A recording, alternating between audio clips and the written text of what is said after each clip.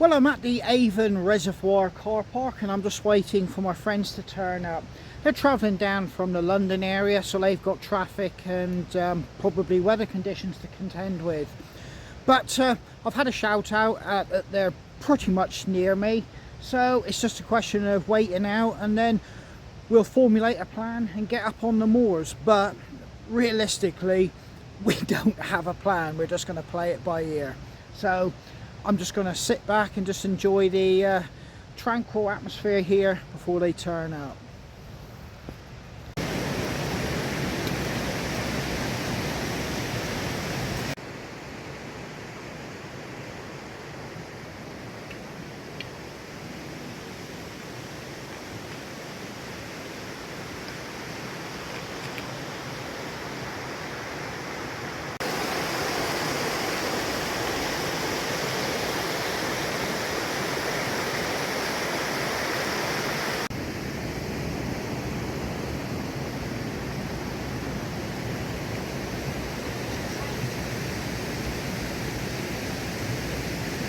So at the minute it's pretty easy going. We've got a hard standing road.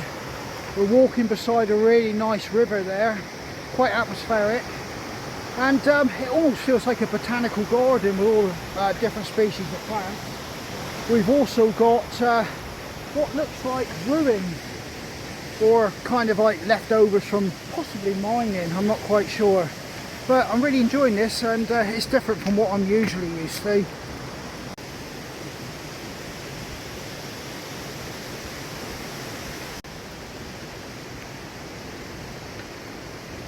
Good to go? After you. What?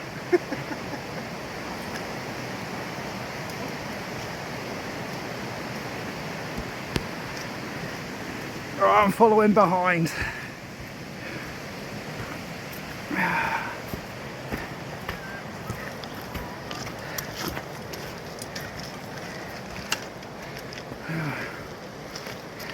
It's getting a bit slippery there.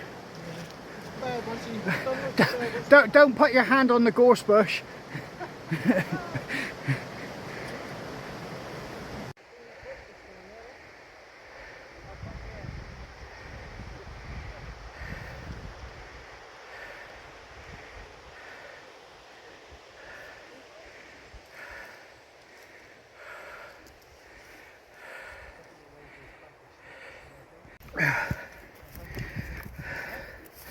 Right, we've left the road and I'm following my companions. We've just scrabbled up a bank.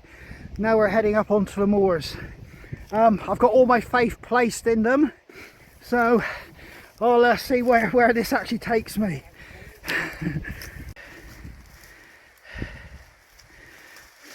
The famous Dartmoor bracken. Go on, push through. You've got to start whacking it.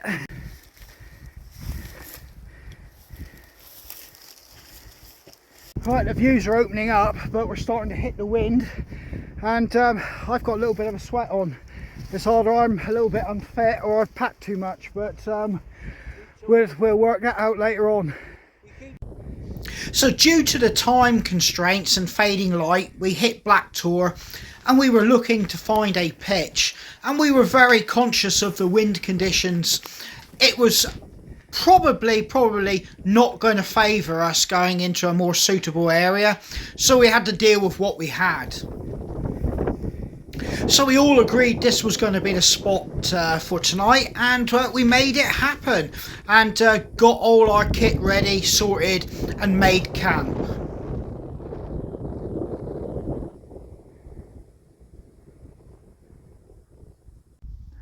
Right, we've pretty much set up a camp on top of a little tor, sheltered by some rocks.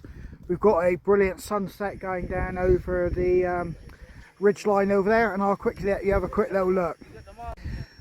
And that is one pretty spectacular sunset there going down over. Whoa, it doesn't get much better than that. Look at the colours of that sky. Well, we've utilised a little flat spot here. We're pretty much on top of each other, so whoever goes to the toilet at night is going to have to be careful they don't trip over guide wires, but that's just the nature of the beast, I think, today. So that's my setup, typical setup for me, tarp tent. These guys have got all the new kit and it's looking pretty sharp, but no idea. it's making me almost look pretty much redundant, to be honest with you. I'm going to have to upgrade, but nothing I can do about it today or tonight. But yet again, another fantastic sky over there. So down here in Devon and Cornwall, these rocky outcrops are called tors, and they're predominantly on the highest points or higher points. There's a lot of wind. In fact, it's not as windy as I thought it was going to be. There's some epic views from up here. And that's where we are, just nestled between these two rock formations.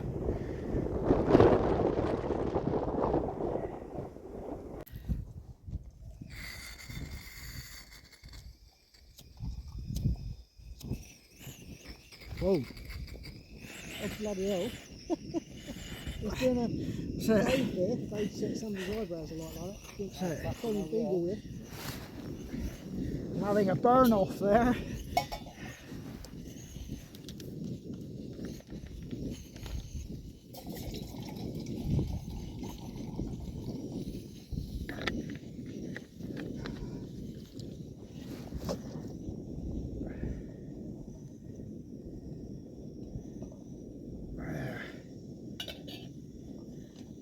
Going, get my cup out of the sheep poo.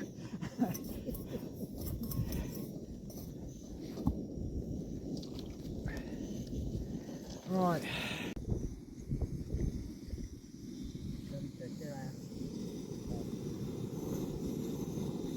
You can just see the sunset there, and it's been split by the hill over there, so it looks like you've got two sunsets, one coming in this dip here and another one on the opposite side. I'll just show you. See that? Two sunsets, one over there and one over there. Right, I've gone a little bit more upmarket than usually my home brand all day breakfast cans. I've got some Wayfarer meals, and I've also got a chicken soup and a peach drink I've just been given to try. So we'll be trying this tonight, and yeah, it's definitely a lot more upmarket than my usual style of outdoor eating. So we all finished up cooking and eating. We stood around and started chatting, having a laugh, but eventually it did come to a point, because the temperatures were dropping, we decided to all get an early night.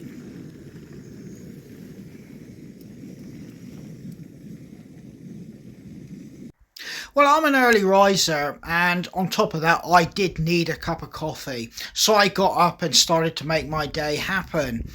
Looking around, it was truly beautiful to see, well, dawn, the daybreak, a new day start up on this high point. And there were some beautiful skies.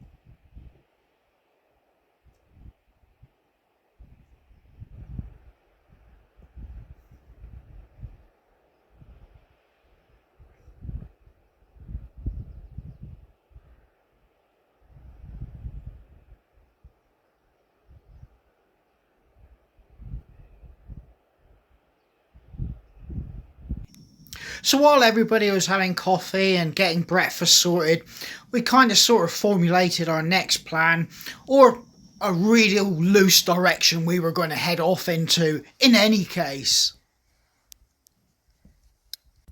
So we looked to the skyline and in the direction we kind of casually thought we'd be going. We found a point of interest, identified it on the map, and that was the Eastern White Barrow, and then we decided we're going to go there, and that's what we did. We made that happen. Now, we could have took a recognised pathway to the actual White Barrow, but we chose to go through Lazille Plains, which meant we were dealing with marsh, babies' heads, undergrowth, gorse, and it was a lot of time, and it meant a lot of pushing through hard terrain. Now, on a serious note, we were here just for fun, but Dave is actually training for the West Highland Way. So this was a case that he really wanted to put miles in his legs. So it was of no real significance that we were, well, giving ourselves a little bit of a workout by taking this route.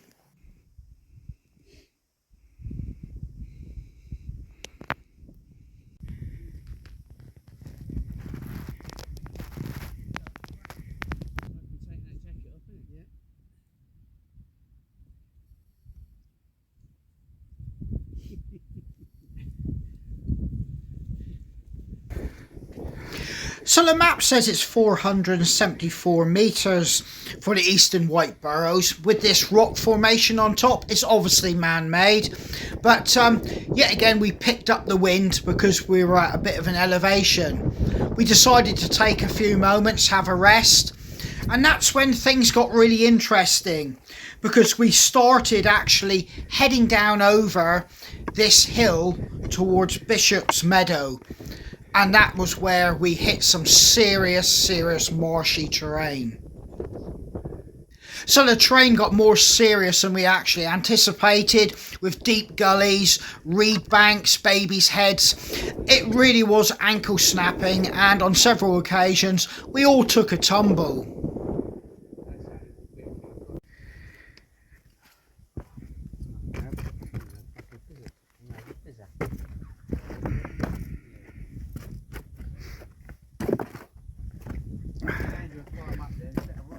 That's it. I'm all worried about breaking my leg coming up here. Yeah, I will do. I'll just stand on top of the world.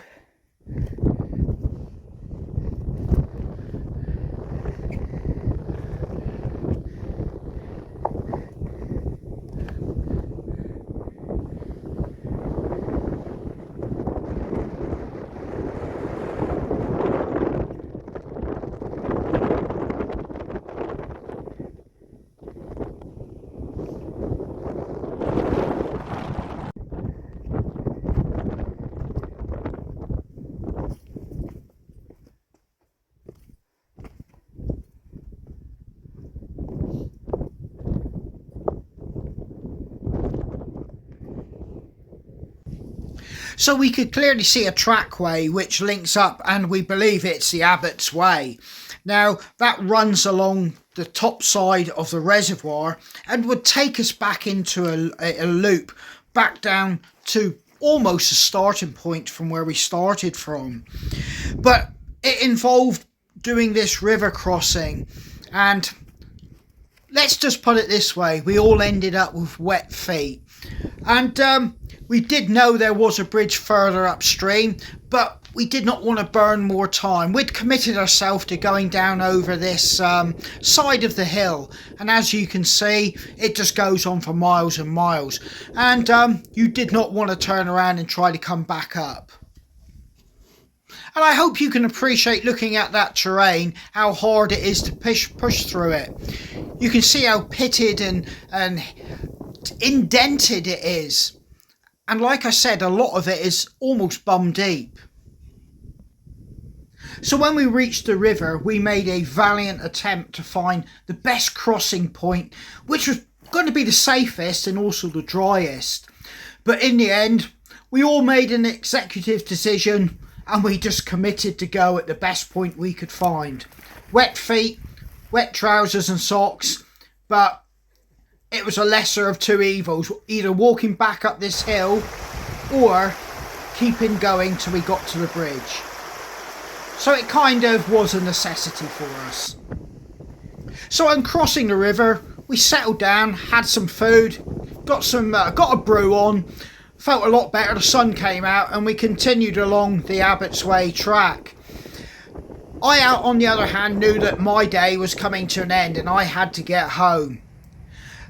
This is where I departed company from Dave and Smudge. They were doing another night, and I watched them trudge up another hill to head back out on the moors, and I turned and headed back down to the car park. It's almost mandatory if you come to Dartmoor to see Highland cattle, so here's some Highland cattle just for you, and also a panoramic view of the typical area that we were in, and that's of the Avon reservoir and the surrounding moors. And it was an absolutely glorious wild camp. Well, I'm back in the workshop and I've got a whirlwind of kit to sort out and dry. Dave and Smudge are somewhere still high up on a tour somewhere and probably at this point settling in for the evening.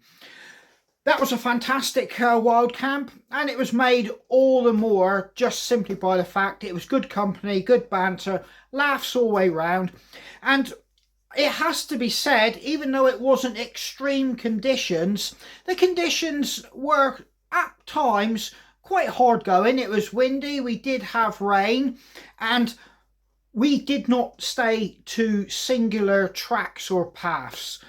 We ended up going off-piste, and if you've got any knowledge of any of the moors or uplands here in the UK, once you start getting off tracks and paths, you're dealing with some conditions that sap time, sap energy, and potentially ankle or leg breaking. But we rolled the dice, we did it, and yes, it all paid off, and it was all good fun in the process. Well, all that's left is for me to sign out and say thank you for watching this video. As I stated, it was extremely windy, so it was difficult filming conditions and audio conditions. But in any case, you get the measure of what a wild camp is on Dartmoor, in similar conditions to ours, and possibly doing the similar type of situation and setup. But yeah, I hope you enjoyed that. Take care, stay safe, and I hope to catch you guys out on the trail.